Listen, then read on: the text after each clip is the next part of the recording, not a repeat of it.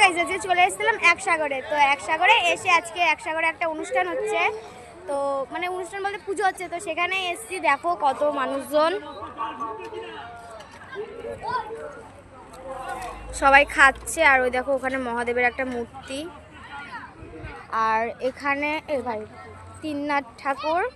পুরো জায়গাটা তোমাদের আজকে ঘুরিয়ে টুরিয়ে দেখাবো। এই দেখো,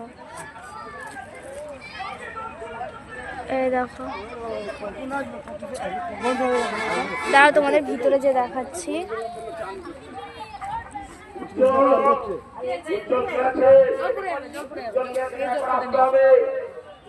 এই দেখো তিননাথ ঠাকুর। এখানে এসে নাকি সবার নাকি মনস্কামনা পূরণ হয়, তো আজকে আমিও চলে আসলাম। এই দেখো কত সুন্দর একটা এখানে যজ্ঞ টজ্ঞ হয়, দেখো কত সুন্দর। এই দেখো আর একখানা মন্দির।